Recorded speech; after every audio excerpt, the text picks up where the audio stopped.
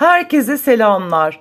İster kahvaltıya, ister çay saatinin yanına incecik, bol malzemeli ve tam ölçülü nefis bir ıspanaklı gözleme yapıyoruz. Ispanaklı gözleme tarifi mayasız hamurla yapacağımız için bekleme derdi olmadan hızlıca hazırlayabilirsiniz. İster kahvaltıya yetiştirin, ister 5 çayına saklayın. Tadan herkes hazır yufkadan yapıldığını sanacak. Ama sırrı el emeğinizde saklı.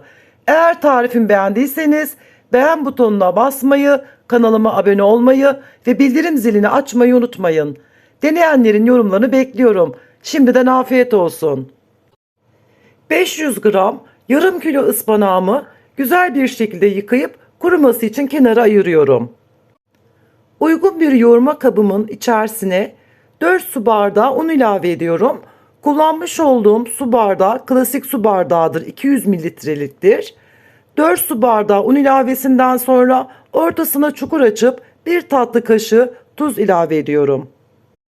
Hemen üzerine hamurumuza lezzet katması ve rahat açılması için 1 yemek kaşığı zeytinyağı ilavesinden sonra önce 1 bardak ılık su, ardından yarım bardak daha, toplamda 1,5 su bardağı ılık su kullanılmıştır. İlave edip hamurumuzu güzelce yoğurarak kulak memesi kıvamına getirinceye kadar yoğuruyorum. Hamurumuzu hazırlarken kesinlikle maya kullanılmıyor. Mayasız bir şekilde bekleme derdi olmadan rahatça yoğurarak hemen kullanmaya başlayabiliriz. Tezgahımın üzerine bir miktar un serpiştiriyorum. Ayrıca hazırlayacağım bezer içinde koymak istediğim kabımın içerisine de bir miktar un serpiştiriyorum. Hamurumu tezgaha alıp önce ikiye, sonra onları küçük eşit parçalara bölüyorum. Hemen ardından kesmiş olduğum hamurları mandalina büyüklüğünde bezeler hazırlıyorum. Şayet tavanız küçükse daha küçük de bezeler hazırlayabilirsiniz. Tüm bezelerimin üzerine örtüp ıspanaklı iç harcımı hazırlamaya geçiyorum. Yarım kilo ıspanağımı videoda gösterdiğim gibi küçük küçük doğruyorum. Gözleme yapmanın püf noktalarından bir tanesi ıspanakların tamamen süzülmüş, suyunu süzmüş olması, kuru olması gerekiyor. Ispanakları yıkadıktan sonra çok iyi kurulamalısınız. Aksi takdirde hamurun içinde sulanır ve gözlemelerinizin yırtılmasına neden olabilir. 1 adet orta boy kuru soğanımızı yemeklik şekilde ince ince doğruyorum. Yemeklik doğradığımız kuru soğanı 5-6 yemek kaşığı zeytinyağı ilave ettiğimiz tavamızda hafifçe pembeleşene kadar soteleyip ocağın altını kapatıp içine 1 çay kaşığı toz kırmızı biber, 1 çay kaşığı karabiberi ekleyip karıştırıp soğumaya bırakıyorum. Doğramış olduğum ıspanakların üzerine 1 su bardağı lor peynirini ekleyip karıştırıyorum. Soğanlı karışımı doğranmış ıspanakların üzerine döküp 1 tatlı kaşığı tuz ilave edip güzel bir şekilde ıspanakları çok fazla ezmeden hafifçe harmanlayarak karıştıralım. Ispanakları pişirmeden hazırladığımız bu iç malzeme ile mutlaka tarifimi deneyin. Gerçekten çiğ ıspanakla gözleme çok daha lezzetli ve sağlıklı oldu.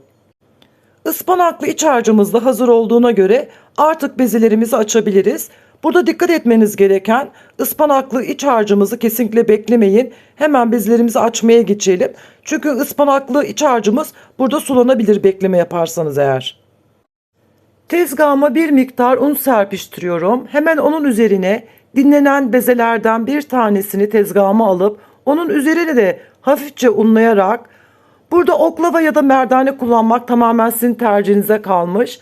Ben oklava yardımıyla açabildiğim kadar incecik servis tabağı büyüklüğünde bir beze hamuru, gözleme hamuru açıyorum. Ve açmış olduğum hamurun orta kısmına ıspanaklı harçtan bol miktarda koyuyorum. Hamuru açma aşamasında hamurumuz oklavaya yapışıyorsa çok az unlayarak açma işlemine devam edebilirsiniz. Videoda gösterdiğim gibi hamurun karşılıklı kenarlarını birleşecek şekilde katlıyorum. Kenarlarına hafifçe bastırarak yapışmasını sağlayın ki pişerken açılmasın. Ben kenarlardaki fazlalığı çay tabağı yardımıyla kesip şekillendirdim.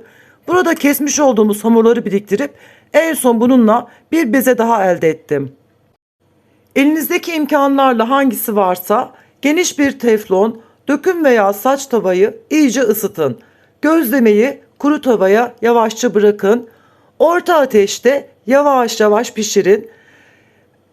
Bir tahta, kaşık ya da çevirici yardımıyla ara ara çevirmeyi ihmal etmeyin. Önemli olan burada gözlemenin birden pişmesi değil, yavaş yavaş iç malzemesiyle üzeri de pembeleşene kadar pişirmek önemli olan. Tavadan almadan hemen önce veya servis tabağına aldığınızda burada tamamen sizin tercihinize kalmış. Üzerine dilerseniz fırça yardımıyla tereyağı sürebilirsiniz. Gözlemelerimizi pişirirken dikkat etmemiz gereken, gözlemelerimizi çok yüksek ateşte pişirmeyelim. Dışı hemen yanar, içi çiğ kalabilir. Kısık ateşte yavaş yavaş içi dışı eşit şekilde üstü pembeleşinceye kadar orta ateşte sık sık çevirerek pişirmektir. Doğru teknik bu şekildedir. Tüm bezelerimi bu teknikle hepsini pişirerek bitirdim. Verdiğim ölçülerle toplamda 14 adet gözleme hazırladım ve anında bitti. Çay saatlerinin, kahvaltıların ve canı hamur işi çekenlerin vazgeçilmezi olan incecik hamuru ve bol malzemeli iç harcıyla ıspanaklı gözleme tarifimden umarım memnun kalmışsınızdır.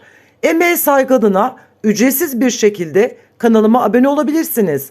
Bir sonraki videoda görüşmek üzere. Hoşça kalın, sağlıkla kalın.